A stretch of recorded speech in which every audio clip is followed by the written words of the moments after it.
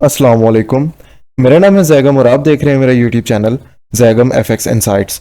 आज हम करने जा रहे हैं गोल्ड की वीकली फोरकास्टिंग, जो कि होगी 9 दिसंबर से लेके 13 दिसंबर 2024 तक के लिए।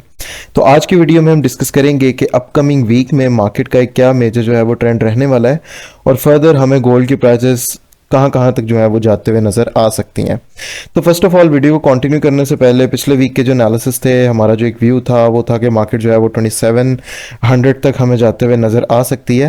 बट अगर हम वीकली क्लोजिंग की बात करें तो हमें वीकली क्लोजिंग जो है वो इसी एक रेंज के अंदर 2632 पे जो है वो मिल रही है। नो डाउट मार्केट के अंदर इस टाइम के ऊपर भी बाइंग है, इस बॉटम्स के ऊपर ज़्यादा जो है वो बाइंग ही नज़र आ रही है। इसकी एक और रीज़न ये है बेसिकली कि जो आप भी आपके बैंक ट्रेडर्स हैं, जो भी आपके स्मार्ट मनी है, जिसको आप बिग इंस्टीट्यूशंस कहते हैं, गोल्ड के अंदर 80% ऑफ द इंस्टीट्यूशंस जो हैं वो बाइंग ही करती हैं, सेलिंग जो है वो नहीं करती। बाकी एल्स जो रिमेनिंग 20% होती है वो जस्ट लाइक आपके हेज फंड्स वगैरह होते हैं, कुछ और फंड्स मैनेजर्स होते हैं जो कि इसके अंदर कुछ शॉर्ट की पोजीशंस वगैरह लेते हैं, वो भी कुछ स्पेसिफिक टाइम के लिए। तो गोल्ड के अंदर जो हमें मेजर जो चीज़ एक नज़र आती है वो हमें मोस्ट ऑफ द टाइम जो है वो बाइंग ही नज़र आती है। एंड गोल्ड आपका एक ऐसा इंस्ट्रूमेंट है जिसके अंदर हमें बाइंग ही जो है वो प्रेफरेबल रहती है हर किसी को ही। नो डाउट बड़े बड़े ड्रॉप्स आते हैं, बड़े बड़े सिनेरियोज बनते हैं मार्केट में, बट लाइक स्टिल गोल्ड जो है वो फिर भी बुलिश ही जो है वो रहता है। और इंशाल्लाह गोल्ड की जो प्रिडिक्शन है, जो एनालिसिस हैं मार्केट के अंदर, गोल्ड जो है हमें 2025 में 3000 तक जाता हुआ बहुत इजीली जो है वो नज़र आएगा। ठीक है, तो इसके लिए हम अच्छी बाइंग ही इसमें देखें तो वो ज़्यादा बेनिफिशियल रहेगी। ये तो एक और सिनेरियो आ जाता है, बन जाता है। आज की वीडियो जो है वो वीकली एनालिसिस पे है, तो हम उसी के ऊपर ही जो है वो अपनी डिस्कशन लेके चलते हैं। तो मार्केट के अंदर ये जो दिसंबर का मंथ चल रहा है, फर्स्ट ऑफ ऑल तो ये हमारा ऐसा ही चलने वाला है क्योंकि हमारे पास ईयरली क्लोजिंग्स हैं। बेसिकली जितने भी बैंक्स हैं, इंस्टीट्यूशंस हैं, वो अपनी फाइनेंशियल स्टेटमेंट्स जो हैं उनकी तरफ ज़्यादा तवज्जो दे रहे हैं, उनको फुलफिल कर रहे हैं। तो इस सिनेरियो में मार्केट जो है वो इतना ज़्यादा हमें बाइंग सेलिंग की तरफ मूव होते हुए नज़र नहीं आएगी। ठीक है, जिस तरह अभी भी पिछले वीक की अगर तो मैं बात करूं तो ये बहुत ही बेकार सा जो है वो मूव रहा है। पिछली वीक की स्टार्टिंग यहाँ से हुई है, फर्स्ट 3-4 दिन मार्केट रेंज में रहा है, ऊपर से लिक्विडिटी लिया है, फिर नीचे से लिक्विडिटी ले लिया, सारा पूरे बार्स को वॉश किया है, फिर दोबारा से क्लोजिंग जो है वो वहीं पर ही आके दे दिया मार्केट ने। तो अभी के लिए मार्केट के अंदर हम बाइंग और सेलिंग के लिए एरियाज देखते हैं, हमारे प्रीवियस ही हैं। और द अपकमिंग वीक भी मार्केट हमारे पास रेंज में ही रह सकती है। जिस तरह से हमने पिछले दिनों में भी बात की थी कि अगर तो मार्केट अपने इस एक जोन का ब्रेकआउट देगी तो हमें फिर प्राइसेस जो है वो 2600 और 2600 के बाद 2580 तक हमें ड्रॉप और गोल्ड के अंदर हमें आता हुआ मिल सकता है। 2580 से 70 तक भी ये ड्रॉप जो है वो जाते हुए नज़र आ सकता है। बट इन केस अगर तो मार्केट इस हाई का ब्रेकआउट दे देती है, जो कि सिनेरियो की यहाँ पे बन रहा था, यहाँ तक मार्केट आई थी, अगर तो ये इस मूव के साथ सिनेरियो का इसका एरिया का ब्रेकआउट देती, जो कि हमारे पास ये एरिया था 2660 का, तो हमारे पास प्राइसेस जो है वो फर्दर हमारे पास 2700 तक जाते हुए नज़र आती। ठीक है, तो अभी भी स्टिल यही एक सिनेरियो जो है वो मार्केट में चलेगा। अगर तो मार्केट हमारे पास ये हाईएस्ट ब्रेक करती है तो फर्दर हमारा जो टारगेट होगा 2700 तक का होगा। ठीक है, अगर तो मार्केट हमारे पास ये लोज ब्रेक करती है तब तक मार्केट जो है वो हमें 2580 तक जाते हुए नज़र आ सकती है। ठीक है, इस सिनेरियो को आपने अपने दिमाग में रखना है। ठीक है, फर्दर बाइंग और सेलिंग के एरियाज हमारे यहाँ पर मेंशन है, यही एरियाज ही हैं जिनके साथ हम जाएंगे। कुछ और नए जो एरियाज उनको देख लेते हैं। तो ये एरिया भी माशाल्लाह से अच्छा चला है। नीचे वाला जो हमने प्रीवियस अपने एनएफपी की प्रोडिक्शन में एनालिसिस में ये हमने एक एरिया दिया था, एनएफपी का जो भी मूव है वो भी बहुत ही बेकार सा इस दफ़ा रहा है। वीकली क्लोजिंग की वजह से इंस्टीट्यूशंस, बैंक्स, इसके अंदर किसी ने भी कोई ट्रेड्स वगैरह नहीं की इतनी कोई, तो इस वजह से मार्केट हमारी लेस वॉलेटाइल ही हमारे पास रही है। तो हमारे पास जो पहला बाइंग का एरिया है वो है 2611 से लेंगे 2615 का एरिया। उसके बाद हमारे पास ये एरिया है 2622 का। ठीक है, 22 का, 24 का।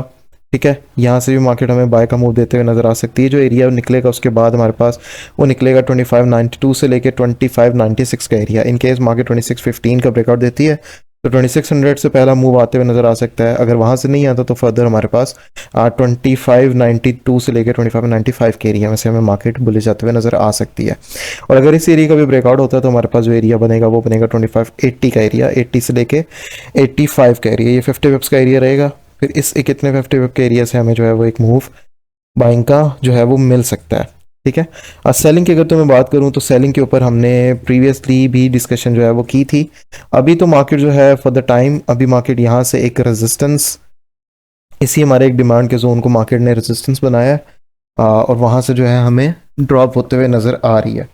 तो जब तक मार्केट हमारे पास 2645 के ऊपर क्लोजिंग नहीं दे देती, तब तक मार्केट हमारे पास इनर स्ट्रक्चर के अंदर 2660 तक भी जाते हुए हमें नज़र नहीं आएगी। ठीक है, इसका मतलब है ये जो रेजिस्टेंस का एक एरिया है 2645 का, ये हमारा एक मेजर रेजिस्टेंस है। और मार्केट अगर तो इसका ब्रेकआउट देती है तो यहाँ से लिक्विडिटी लेने के बाद हमारे पास ये जो एक इतना एरिया है, यहाँ से हमें एक सेलिंग का मूव जो है वो मिल सकता है। ये जो एरिया है वो है 2646 से लेके 2651 का अप्रॉक्स आप इसको कर लें। हमारे पास ये एरिया 46 से 51 का तकरीबन लाइक 50 पिप्स का एरिया, यहाँ से हमें एक मूव दोबारा से ड्रॉप का जो है वो मिल सकता है।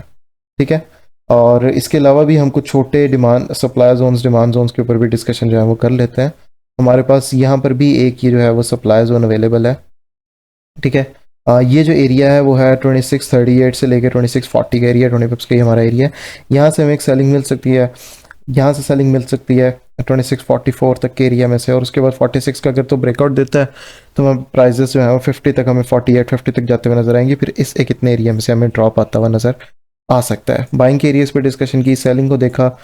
उसके बाद हमारे पास अगर तो 50 का एरिया का ब्रेकआउट होता है तो मार्केट हमारे पास नेक्स्ट जो सप्लाई का जोन पड़ रहा है वो 60 पे है, और अगर तो 60 का एरिया ब्रेकआउट होगा तो हमारे पास पूरा एक लिक्विडिटी का जोन पड़ा हुआ है। ठीक है, 2662 से लेकर 2665 का एरिया, इसके अंदर मार्केट जाके इस एक कितने एरिया के अंदर से फिर रिट्रेस करके दोबारा से हमें बुलिश जाते हुए नज़र आ सकती है। ठीक है, फर्दर इसके अलावा हमारे पास ऊपर भी कुछ एरियाज जो हैं वो अवेलेबल हैं सेलिंग के लिए, जहाँ जहाँ तक हम मार्केट के अंदर फिर सेलिंग देख सकते हैं, और जहाँ से हम मार्केट में से एक रिट्रेसमेंट देख सकते हैं, यहाँ पे ट्रेंड रिवर्सल भी हमें मिल सकता है। ये जो एरिया है वो है 2675 से लेके 2679 का। अगर तुम्हारे पास से 63.2 का एरिया का ब्रेकआउट होता है तो मार्केट हमें 2675 तक आते हुए नज़र आ सकती हैं। और फर्दर 75 के एरिया के ब्रेकआउट के बाद हमारे पास जो ऊपर एरिया अवेलेबल है वो है 2692 से लेके 2697 अप्रॉक्स 2700 तक फिर हमारे पास प्राइस जो है वो बुलिश जा सकती है। लेकिन बुलिश के अलावा सेलिंग का भी सिनेरियो बन सकता है इस 45 के 48 के एरिया से। अगर तो ड्रॉप आता है तो हमारे पास फिर प्राइजेस 2580 तक भी हम एक्सपेक्ट कर सकते हैं इस ड्रॉप के बाद, अगर तो 2615 का ब्रेकआउट होता है तब। ठीक है, तो ये थे हमारे वीकली एनालिसिस गोल्ड के ऊपर। अगर आपको किसी को भी कोई चीज़ समझ नहीं आई, कन्फ्यूजन है, तो आप लोग मुझे मेरे व्हाट्सएप के नंबर पे कांटेक्ट करके पूछ सकते हैं।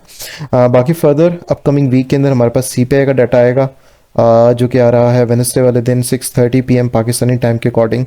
सीपीआई मंथली का और ईयरली का भी डाटा हमारे पास आ रहा है, तो ये जो सीपीआई है ये अच्छी जाने वाली है। ठीक है, वॉलेटिलिटी हमें अच्छी मिलेगी। और उसके बाद थर्सडे वाले दिन हमारे पास जो है पीपीआई का डाटा आ रहा है, जो कि पाकिस्तानी टाइम के अराउंड 6:30 पर ही है।